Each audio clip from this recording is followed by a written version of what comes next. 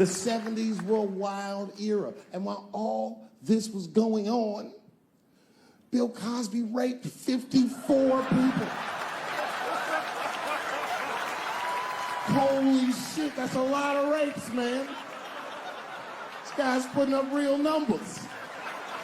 He's like the Steph Curry of rape. Man, that's a lot of rapes. 54. He had raped 30 less people. That's still 24 rapes.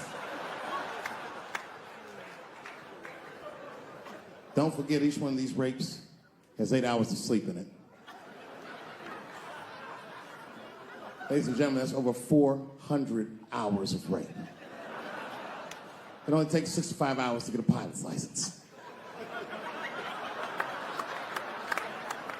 If rapes were aircrafts, this nigga's Top Gun for sure.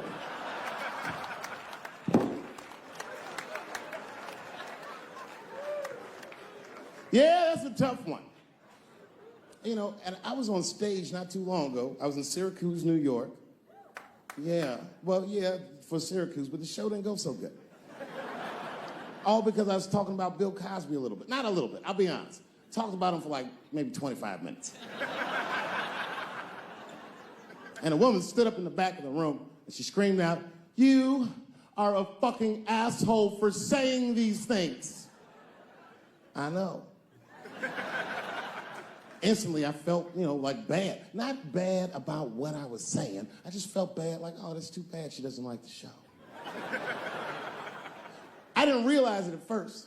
But not only did she say that, she was rushing the stage. By the time I saw her, I just saw this shadowy figure fucking charging up the aisle towards me in full fight mode. I was horrified. I said, oh my God. I'm gonna kick this bitch in the face.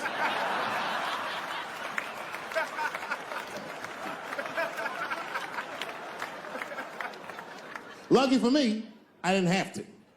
Security tackled her, but it was a really fucking horrifying scene. Scuffle ensued, and then, finally, she screamed out to me, "Women suffer." I said, I know. And ladies, I need you to know that I know. I need you to know, seriously, there's a lot of men in this room that identify themselves as feminists. I would include myself in that. Don't ever forget, we all have mothers and daughters and sisters and wives, and we want to see all these women do well and not be held back by their gender. There's a lot of men like that in this room. There's a lot of men like that in the world, or as we are known on the streets, bitch-ass niggas.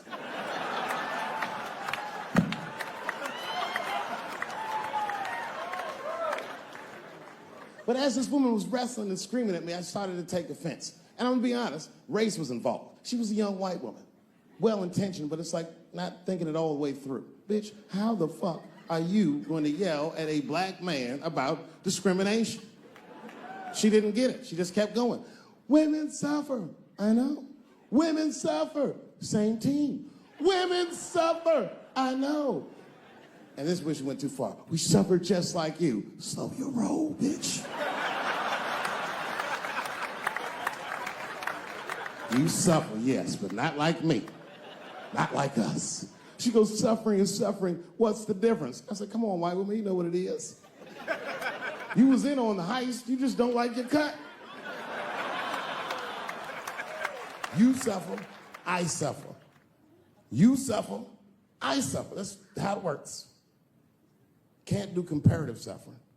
If you're hungry and your friend says, you know, people are starving in Africa, so what, nigga? I still want lunch.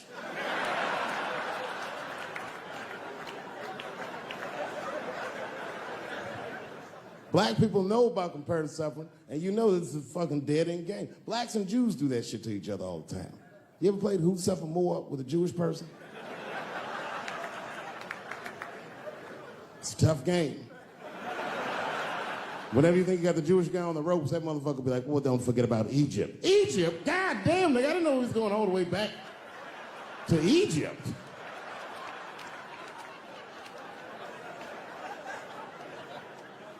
What the fuck is wrong with her? What does she think? Does she think that I don't know that rape is wrong? Does she think that maybe I don't have empathy for Bill Cosby's alleged victims? And I would be remiss if I didn't remind you that technically these are all still allegations, although I admit it looks very bad.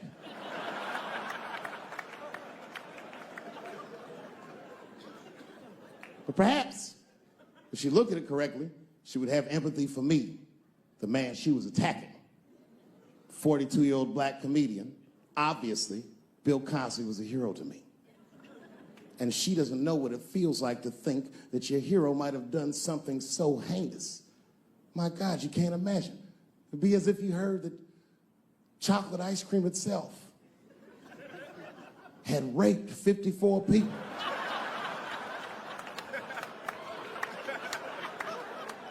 You'd say to yourself, oh man, but I like chocolate ice cream. I don't want it to rape. At first, I didn't believe it. I was like, man, these people are obviously trying to destroy Dr. Cosby's rich legacy. Even 34 allegations into it, I was still like, man,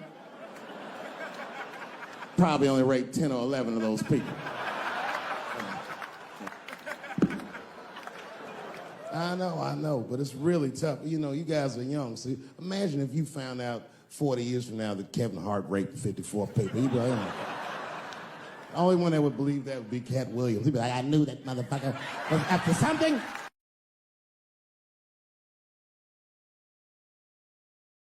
My wife's friend, Stuart, told me that. My wife has a lot of gay friends. Stuart's their leader. She has a lot of gay friends. And I don't like them.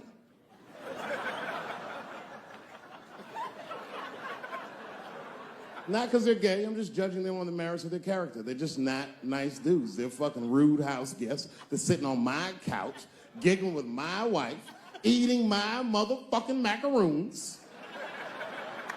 And I come in, they act like the party's over. Hey, Stuart, what's going on? This guy talks to me the way a cat would speak if a cat could talk. Hi, David.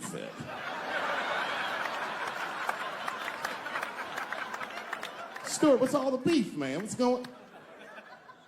He always wants to have some kind of gay political argument. The last one was about a petition in federal court to take the words husband and wife out of the law. I said, well, why would you want those words out the law? He said, because it discriminates against same-sex couples. I was like, niggas, please save me the semantics. Just trust me, take your chips and get the fuck out of the casino. You're about to crap out. Just go outside, talk that over amongst yourselves, and whichever one of you is gayer, that's the wife.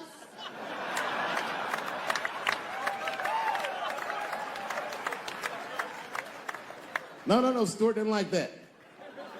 Stuart educates me about this movement, you know what I mean? I didn't even know shit about it. He told me it's called LBGTQ. I was like, what the fuck is the Q? Does that even make sense, Q? Turns out Q is like the vowels. That shit is sometimes Y. It's for gay dudes that don't really know they're gay. You know what I mean? Like prison fags who are like, well, I'm not gay, nigga. I'm just sucking these dicks to pass the time.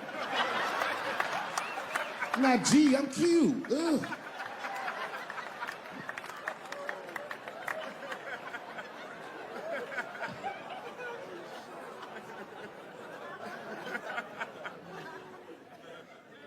I think, okay, again, of all those letters, the T has the toughest road ahead. In fact, I think the T should stand for tough road ahead.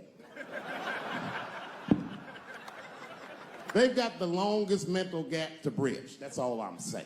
Because, you know, whenever I see one of them T's on the street, I don't mind them, but I'll be like, man, I miss Bruce.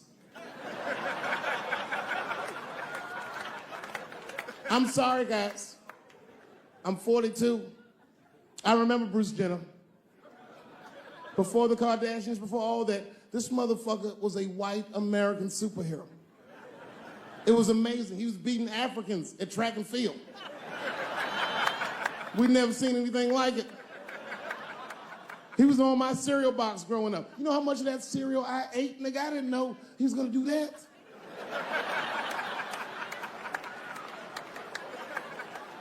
I knew before you guys knew. I heard things on the street in Hollywood. You know, you just be out, see people. Hey, what's up, Kanye? Why the long face? Nigga, you'll see. I got 2 mother-in-laws now. And when I heard he was gonna do it, I was scared. I didn't think the public was ready. I didn't think the media was ready. And you know what? I was wrong. Not only did the public embrace him, but the media was nice. I'd never seen anything like it. Welcome to the world, Caitlin. So long, Bruce. Hello, Caitlin. I was shocked. Is this happening? Wait a minute, is this a time in American history when an American can make a decision for themselves? And even though other Americans don't understand it, they'll support it and let this person live a happy life? Is this what's happening? If it is, then good for America. That's Dave Chappelle, the American.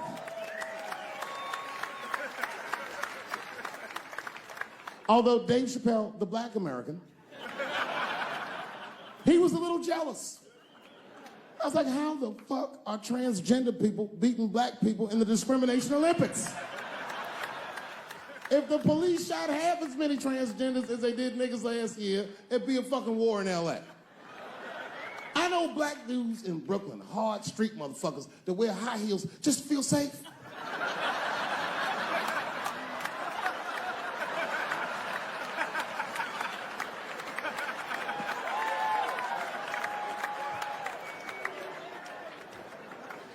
Transgenders are gangsters. I used to do business with a transgender in Hollywood. Man, everybody would be scared of her in the boardroom. She'd walk in there, newly minted woman, high heels, purse. Wouldn't say anything to us, just walk around the conference table looking mean as shit.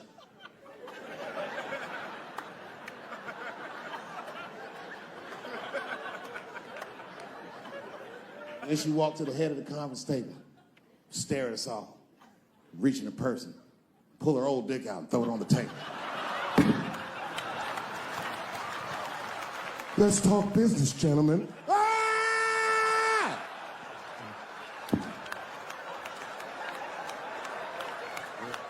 Shit is scary as fuck. If your best friend pitched that to you, you'd be horrified. Yo, nigga, let's go to the hospital and cut our dicks off and make pussies out of them shits. What? Can't we just get matching jackets or tattoos or something? Sure, that's what you want to do? There's only one way to find out, nigga. Wu-Tang, bow, bow. Let's go to the club and trick niggas into fucking us, yeah.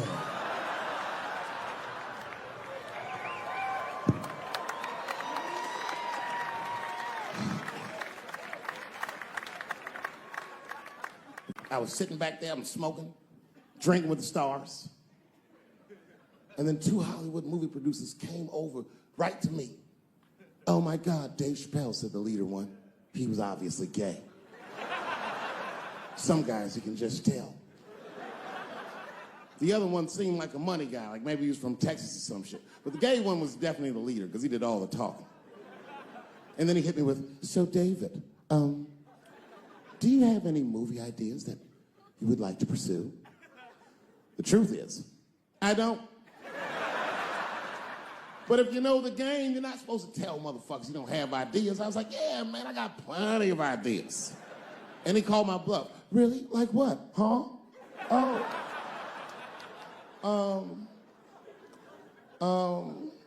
And then I just started making up shit that I thought maybe he'd like to see.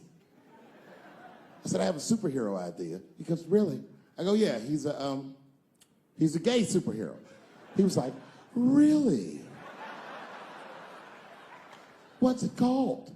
Huh? Oh, it's called Same Hero, New Boots. It's about a gay sous chef in San Francisco. He gets bit by a radioactive rat on his shift when he's taking out the trash.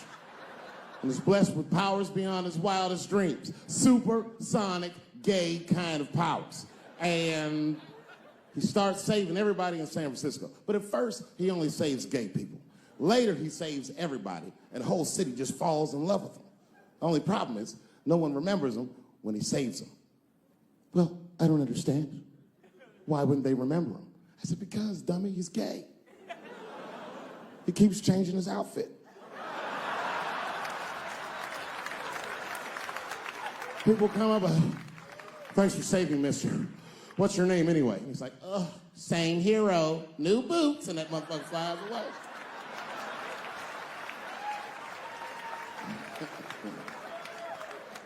He was like, I like it a lot. The Texan didn't like that shit at all. He was upset. That's impossible, gay superhero. I said, what? Well, I have others. I have a superhero you love because he's stronger than Superman and he fights for truth, justice, and the American way like Superman, but more than Superman. He beats up Mexicans for no reason.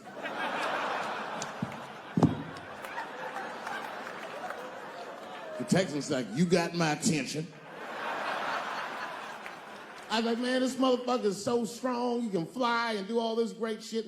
Only problem with this guy is he can't even activate his powers unless he touches a woman's vagina. Not a long touch, just a couple of pats.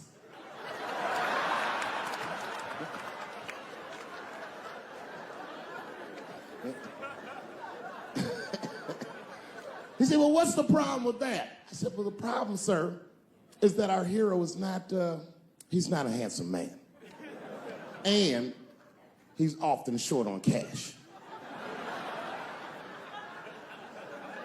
So whenever trouble breaks out, he has to run around the city and convince women to let him pat their vaginas. Please, miss, that building's on fire. Can I pat your vagina quickly? People are dying, but he can't tell them exactly why. Ugh, get away, you're gross. Please, miss, people are dying. Just a couple of pats. Ugh, gross, get away.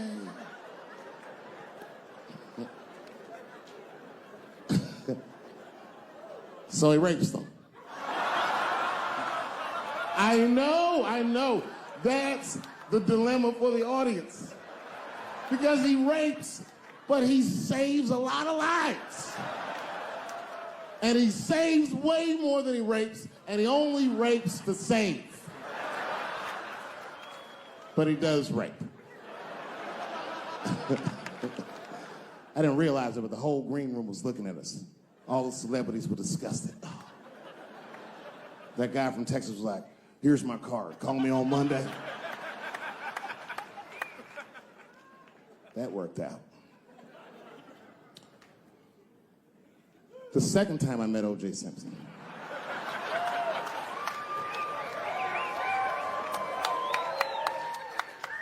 I've been hanging out. I haven't been working in L.A., but I come out here and hang out and shit.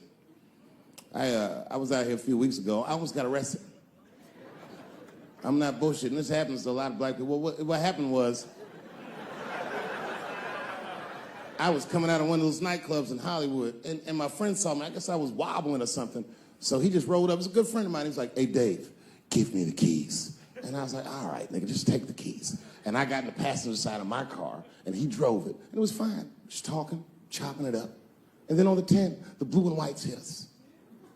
Now, I should tell you, the friend that was driving me was black, which really doesn't have anything to do with the story, other than to let you know there was fear in the car.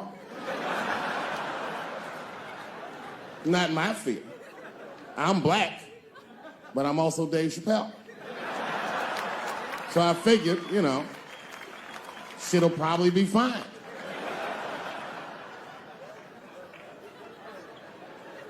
Traffic stop started off on the right foot. Cops came up to the driver's side. Hi, how you guys doing? And he recognized me immediately. Oh, Dave Chappelle. And I looked at my friend like, we getting out of this shit.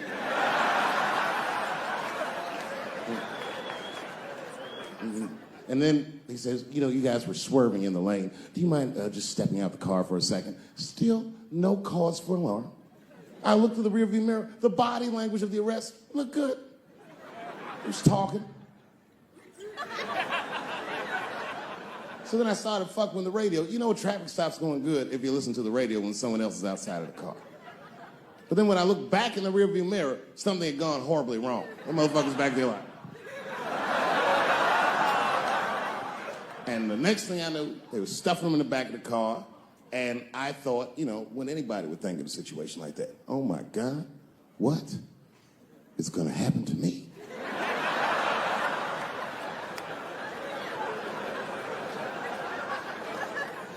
And the police walked up to the window. Mr. Chappelle, we had to arrest your friend. He refused to take our breathalyzer test. I said, that motherfucker. Not complying, that's odd.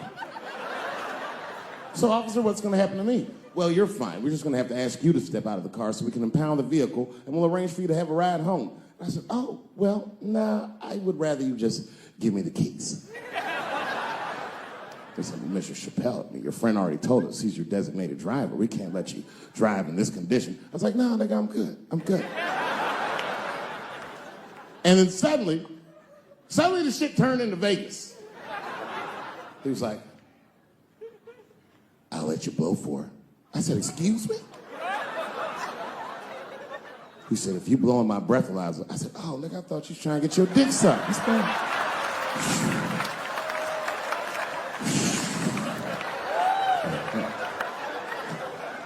If you blow in my breathalyzer and pass, I'll give you the keys to the car.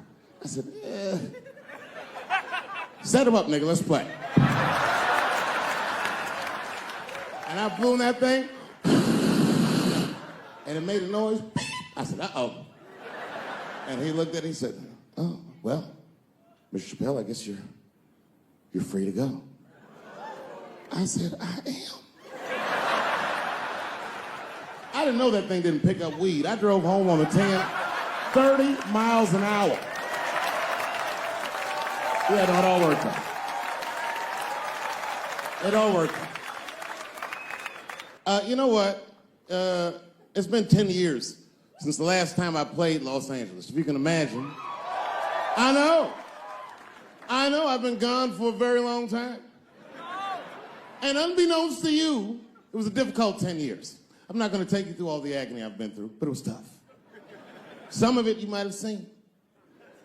I don't know if you ever saw on TMZ, the big headline, Dave Chappelle, drunk on stage in Detroit. Well, if you saw it, I wasn't drunk. I had smoked some reefer with some rappers. Yeah. I don't know if you know anything about hanging out with rappers, but their weed is very strong. Stronger than what I was accustomed to. The article goes on to say I was booed off stage, which is also incorrect. I was booed. I did not leave. It was a long bump. It was a fucking nightmare. 2 puffs of weed, that's all it was. 2 puffs. I never had that happen. When I take 2 puffs of weed, I looked at the guy next to me, I was like, I'm gonna bomb, nigga, I can feel it. And that guy called my name, Dave Chappelle. Niggas was like, you know, normally when you do a comedy show, you guys don't know what it looks like up here, but niggas be looking up at you like. That's how the show started. It didn't take long for the faces to switch up, like, what the fuck? They started looking amongst themselves. So I knew I wasn't doing good. I don't remember what I was saying. It just took one person to break the ice. It's a black lady with the Ford Motor shirt on. She stood up suddenly. Fuck you, Dave Chappelle. I said, excuse me? She said, I worked all week for this shit, and this show sucks. And in a weird act of racial harmony, a conservative white guy stood up and backed her up. Yeah! The whole crowd band together and started chanting, we want our money back. We want our money back. I said, oh shit. I snapped out of it. Good people of Detroit, hear me. Hear me now. You will never get your fucking money back. Fuck that. I said, I'm like Evel Knievel. I get paid for the attempt. I didn't promise this shit would be good. Boo, they said, fuck you. This went on for a long time. And then after the show, I felt so bad, I took half of the money from the show, thousands of dollars. I said, I'm gonna give this to charity. You know what I did? I bought $25,000 worth of bubble gum and drove around Detroit and handed it out to the homeless so they could chew it and still be hungry.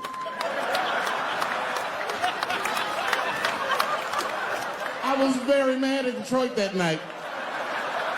Because not only did I bomb, nigga, I had to go back to the very same room the next night and do it all over again. Fucking nightmare. That would be like if you were having sex with a woman and for some reason, this would never happen, but for some reason, She had a mouse trap in her pussy. You get caught in the trap. And then you gotta fuck her again tomorrow night. I'd still do it, but I'd be careful the next time. The old mouse trap in the pussy trick, eh? Fool me once.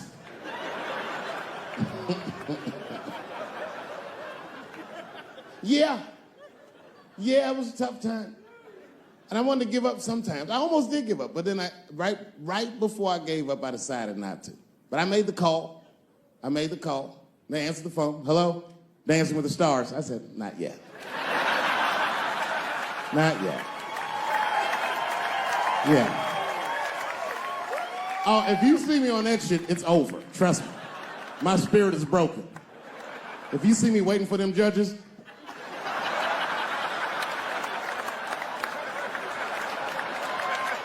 getting critiqued on my cha-cha, fuck that.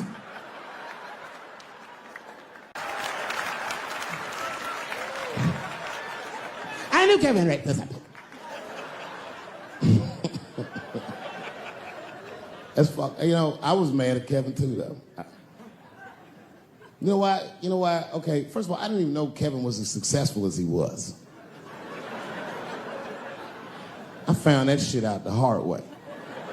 I was at home and my son busted and he said, Dad, I need $250. He's only 12 years old, so I freaked out. What's going on, nigga? Somebody trying to kill you?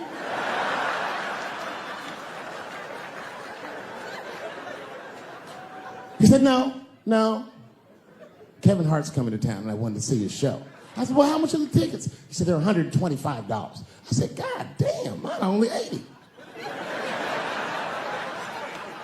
I said, well, why do you need $250 then? He goes, because I want to go with you, Dad, please. And there it is. So I took him to the show. And we sit right up front, the lights go down, and one opening act after another goes on. Then Kevin takes the stage, crowd goes fucking nuts. Thousands of people. I was furious.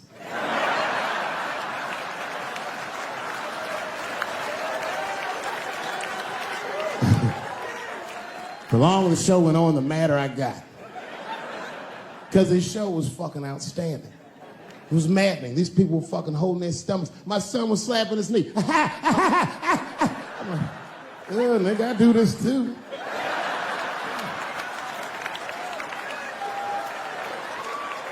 Kevin says, good night. The crowd goes crazy. And then everyone starts walking to his door and the lights come on. And then my son is just standing there looking at an empty stage. People are pushing past me and nobody's recognizing me. I'm like, man, this place fucking sucks. I said, come on, son, let's get out of here. And then my son looks back at me and he says, Dad, please, I have to meet him. I was like, oh my God. So I took him backstage. I've known Kevin for years, but can you believe I was scared to knock on his dressing room door? I said, son, I haven't seen him for a long time, but and one of Kevin's goons opened the door. Hey, what's up, Dave Chappelle? What you doing, man? It's good to see you, brother. What you doing in this area? This is a terrible area. Yeah, actually, I live around here. Listen.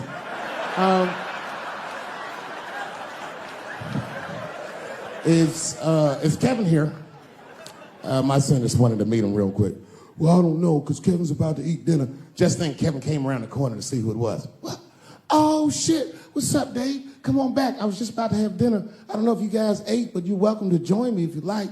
And then my son pushed past me some cold shit. He goes, actually, Mr. Hart, we haven't eaten in several hours.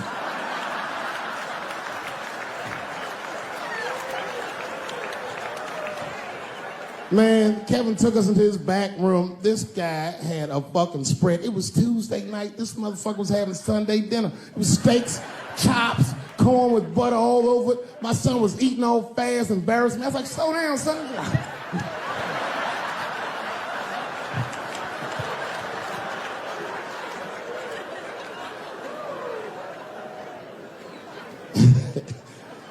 Then I looked over in the corner and there was a box. Custom-made jerseys for the local team.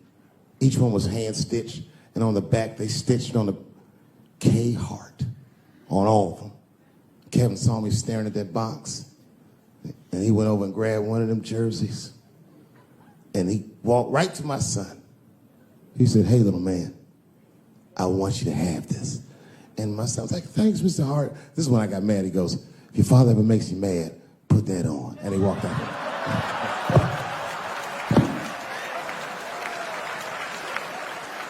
Oh, that was some cold shit.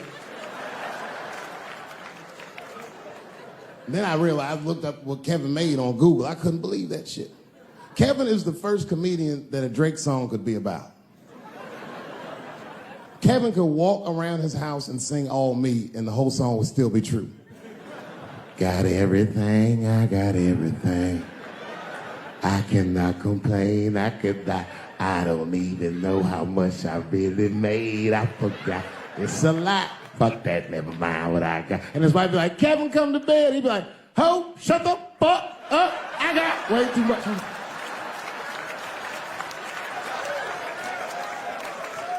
You know how much money you have to tell a girl to shut the fuck up? I have quiet please money at best. I'd have to take a loan out for shut the fuck up. Shut the fuck up, that's Jay-Z money. And Beyonce got, "No, you shut the fuck up."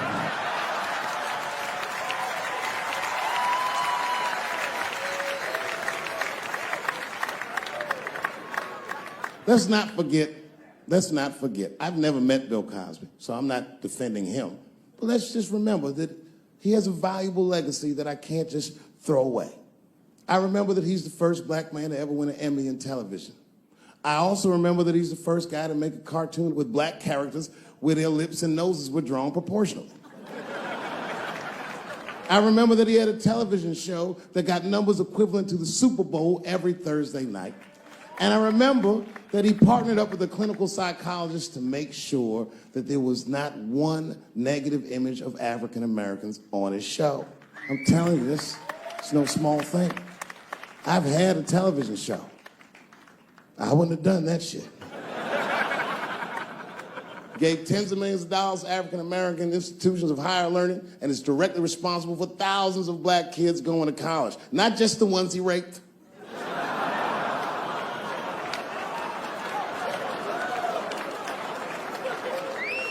Here comes the kicker. You ready? Here's the fact that I heard but haven't confirmed. I heard that when Martin Luther King stood on the steps of the Lincoln Memorial and said he had a dream, he was speaking into a PA system that Bill Cosby paid for. Do you understand what I'm saying? The point is this. He rapes, but he saves. And he saves more than he rapes, but he probably does rape. Thank you very much. Good night.